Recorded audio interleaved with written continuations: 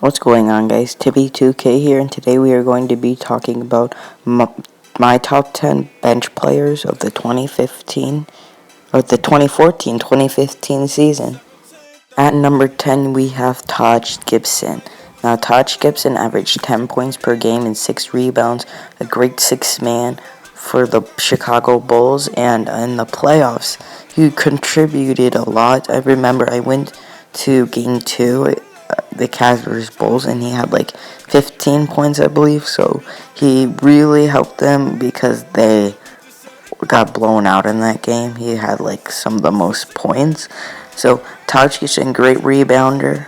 Got him 6 rebounds coming up the bench and great score, low post score.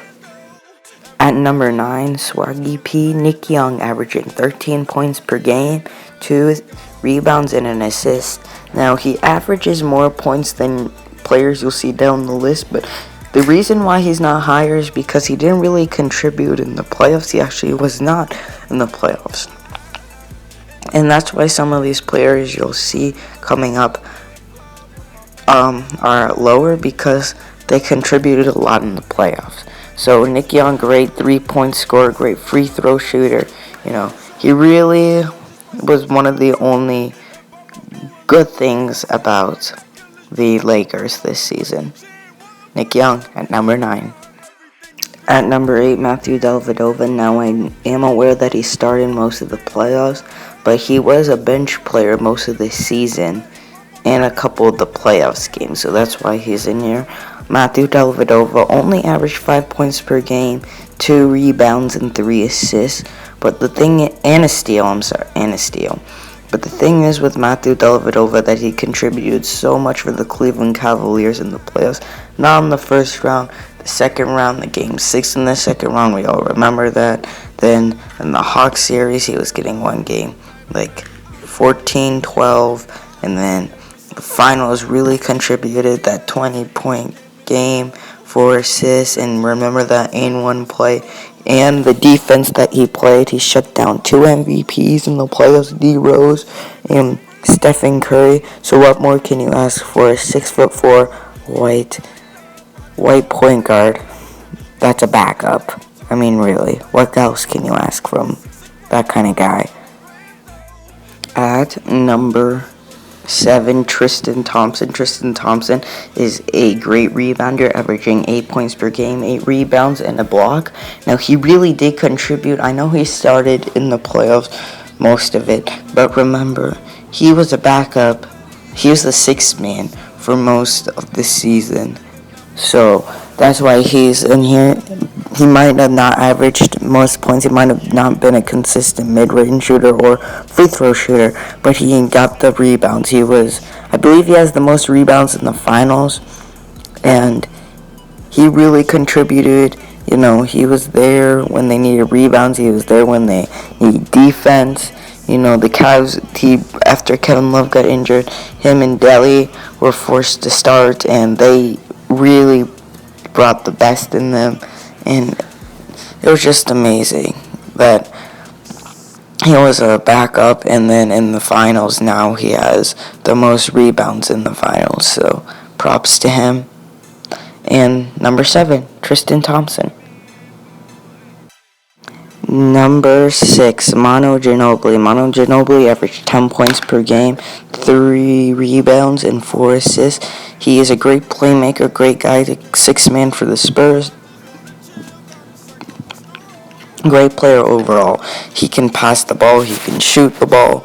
He's a good 6th man for as old as he is, and we may not be able to say that he's one of the best shooting guards in the league anymore, but we are able to say he's one of the best 6 man's bench players right now. So Manu Ginobili, he contributed a lot in the playoffs. You know, helped the Spurs when they needed a help from the bench. He was there. And yeah, Manu Ginobili at number 6. Number 5, Jamal Crawford, averaging 13 points per game, 3 rebounds, and 3 assists. Jamal Crawford is a great 6 man. He was the 2013-2014 6 man of the year. You know, he helps the Clippers because they're the only one who's actually good coming off the bench for them. And he really helped them in the playoffs. There's one game where he got 22 points, but it wasn't enough to beat the Rockets. And he would be lower in the list if they got to the playoffs. They got to the conference finals and didn't get blown out in the game 6 against the Rockets. He would be lower. So Jamal Crawford, number 5. Number 4, Josh Smith. Josh Smith was traded to the Houston Rockets and became their 6th man. Great 6th man, averaging 12 points per game, 6 rebounds, and 2 assists. Josh Smith was really contributed in the playoffs and helped bring the Houston Rockets to the conference finals and take out the Clippers and Mavericks. So Josh Smith at number 4.